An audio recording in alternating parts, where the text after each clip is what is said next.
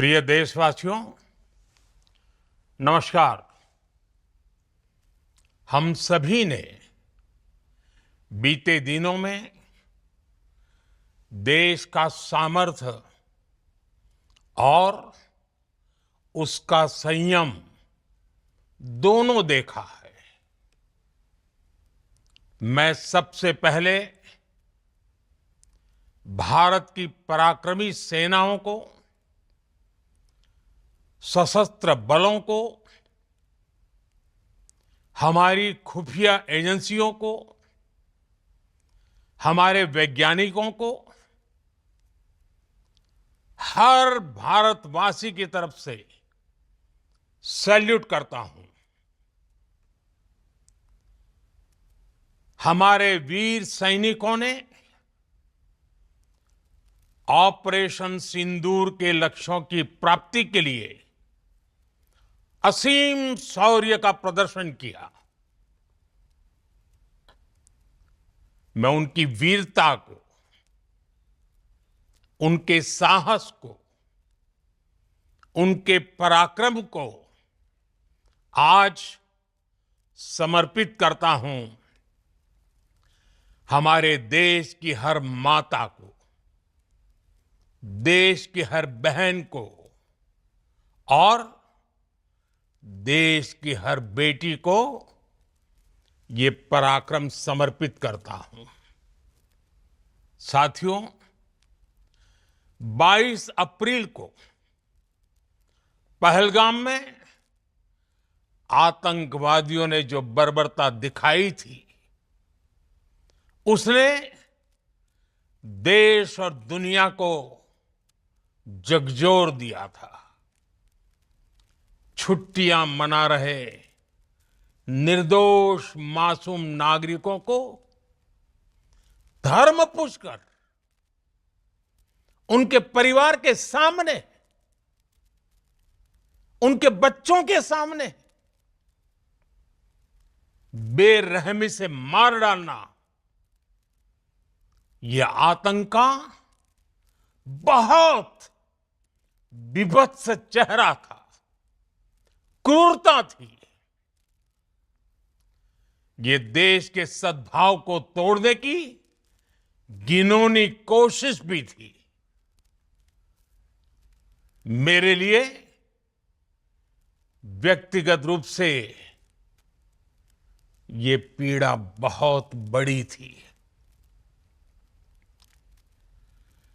इस आतंकी हमले के बाद सारा राष्ट्र, हर नागरिक, हर समाज, हर वर्ग, हर राजनीतिक दल एक स्वर में आतंक के खिलाफ कड़ी कार्रवाई के लिए उठ खड़ा हुआ।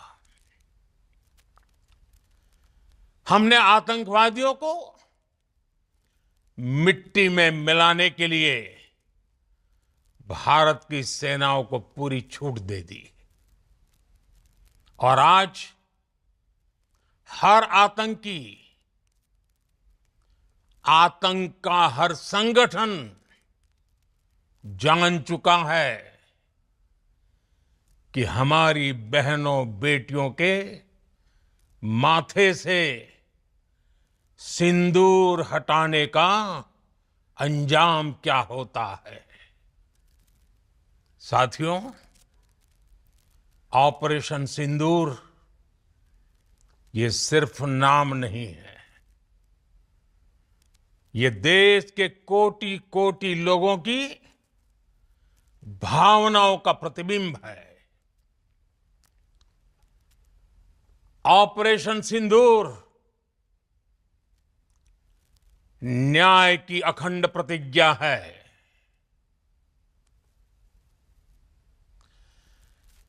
6 मई की देर रात, 7 मई की सुबह पूरी दुनिया ने इस प्रतिज्ञा को परिणाम में बदलते देखा है। भारत की सेनाओं ने पाकिस्तान में आतंक के ठिकानों पर, उनके ट्रेनिंग सेंटर्स पर सटीक प्रहार किया। आतंकियों ने सपने में भी नहीं सोचा था कि भारत इतना बड़ा फैसला ले सकता है। लेकिन जब देश एकजुट होता है, नेशन फर्स्ट की भावना से भरा होता है, राष्ट्र सर्वोपरि होता है, तो फौलादी फैसले लिए जाते हैं, परिणाम लाकर दिखाए जाते हैं। जब पाकिस्तान में आतंक के अड्डों पर भारत की मिसाइलों ने हमला बोला, भारत के ड्रोन्स ने हमला बोला, तो आतंकी संगठनों की इमारतें नहीं, बल्कि उनका हौसला भी थर्रा गया। बहावलपुर और मुरिद के जैसे आतंकी ठिकाने एक प्रकार से ग्लोबल टेररिज्म की यूनिवर्सिटीज रही है। दुनिया में कहीं पर भी जो बड़े आतंकी हमले हुए हैं, चाहे 9/11 हो, चाहे लंदन ट्यूब बॉम्बिंग हो, या भारत में दशकों से जो बड़े बड़े आतंकी हमले हुए हैं, उन सब के तार कहीं ना कहीं आतंक के इन्हीं ठिकानों से जुड़ते रहे हैं। आतंकियों ने हमारी बहनों का सिंदूर उजाड़ा था, इसलिए भारत ने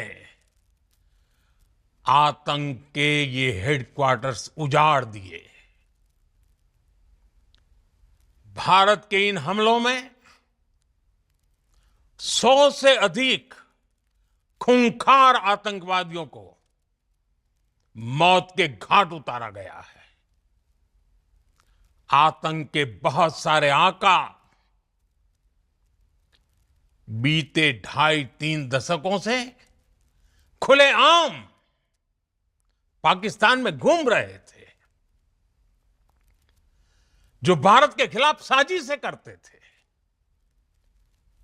उन्हें भारत ने एक झटके में खत्म कर दिया। साथियों, भारत की इस कार्रवाई से पाकिस्तान घोर निराशा में गिर गया था, हताशा में गिर गया था, बौखला गया था। और इसी बौखलाहट में उसने एक और दुस्साहस किया। आतंक पर भारत की कार्रवाई का साथ देने के बजाय पाकिस्तान ने भारत पर ही हमला करना शुरू कर दिया। पाकिस्तान ने हमारे स्कूलों, कॉलेजों को, गुरुद्वारों को, मंदिरों को, सामान्य नागरिकों के घरों को निशाना बनाया। पाकिस्तान ने हमारे सैन्य ठिकानों को निशाना बनाया। लेकिन इसमें भी पाकिस्तान खुद बेनकाब हो गया। दुनिया ने देखा कि कैसे पाकिस्तान के ड्रोन्स, पाकिस्तान की मिसाइलें भारत के सामने तिनके की तरह बिखर गई। भारत के सशक्त एयर डिफेंस सिस्टम ने उन्हें आसमान में ही नष्ट कर दिया। पाकिस्तान की तैयारी सीमा पर वार की थी, लेकिन भारत ने पाकिस्तान के सीने पर वार कर दिया। भारत के ड्रोन्स, भारत की मिसाइलों ने सटीकता के साथ हमला किया। पाकिस्तानी वायुसेना के उन एयरबेस को नुकसान पहुंचाया, जिस पर पाकिस्तान को बहुत घमंड था। भारत ने पहले 3 दिनों में ही पाकिस्तान को इतना तबाह कर दिया जिसका उसे अंदाजा भी नहीं था। इसलिए भारत की आक्रामक कार्रवाई के बाद पाकिस्तान बचने के रास्ते खोजने लगा। पाकिस्तान दुनिया भर में तनाव कम करने के लिए गुहार लगा रहा था और बुरी तरह पीटने के बाद इसी मजबूरी में 10 मई की दोपहर को पाकिस्तानी सेना ने हमारे डीजीएमओ को संपर्क किया। तब तक हम आतंकवाद के इंफ्रास्ट्रक्चर को बड़े पैमाने पर तबाह कर चुके थे। आतंकियों को मौत के घाट उतार दिया गया था। पाकिस्तान के सीने में बसाए गए आतंक के अड्डों को हमने खंडहर बना दिया था। इसलिए जब पाकिस्तान की तरफ से गुहार लगाई गई, पाकिस्तान की तरफ से जब ये कहा गया कि उसकी ओर से आगे कोई आतंकी गतिविधि और सैन्य दुस्साहस नहीं दिखाया जाएगा, तो भारत ने भी उस पर विचार किया। और मैं फिर दोहरा रहा हूं, हमने पाकिस्तान के आतंकी और सैन्य ठिकानों पर अपनी जवाबी कार्रवाई को अभी सिर्फ स्थगित किया है। आने वाले दिनों में हम पाकिस्तान के हर कदम को इस कसौटी पर मापेंगे कि वो क्या रवैया अपनाता है। साथियों, भारत की तीनों सेनाएं, हमारी एयरफोर्स, हमारी आर्मी और हमारी नेवी, हमारी border security force BSF, Bharat के अर्धसैनिक बल लगातार अलर्ट पर है। सर्जिकल स्ट्राइक और एयर स्ट्राइक के बाद अब ऑपरेशन सिंदूर आतंक के खिलाफ भारत की नीति है। ऑपरेशन सिंदूर ने आतंक के खिलाफ लड़ाई में एक नई लकीर खींच दी है। एक नया पैमाना, न्यू नॉर्मल तय कर दिया है। पहला, भारत पर आतंकी हमला हुआ तो मुंह तोड़ जवाब दिया जाएगा। हम अपने तरीके से, अपनी शर्तों पर जवाब देकर रहेंगे। हर उस जगह जाकर कठोर कार्रवाई करेंगे जहां से आतंक की जड़ें निकलती हैं। दूसरा, कोई भी न्यूक्लियर ब्लैकमेल भारत नहीं सहेगा। न्यूक्लियर ब्लैकमेल की आड़ में पनप रहे आतंकी ठिकानों पर भारत सटीक और निर्णायक प्रहार करेगा। तीसरा, हम आतंक की सरपरस्त सरकार और आतंक के आकाओं को अलग अलग नहीं देखेंगे। ऑपरेशन सिंदूर के दौरान दुनिया ने पाकिस्तान का वो घिनौना सच फिर देखा है, जब मारे गए आतंकियों को विदाई देने पाकिस्तानी सेना के बड़े बड़े अफसर उमड़ पड़े। स्टेट स्पॉन्सर्ड टेररिज्म का ये बहुत बड़ा सबूत है।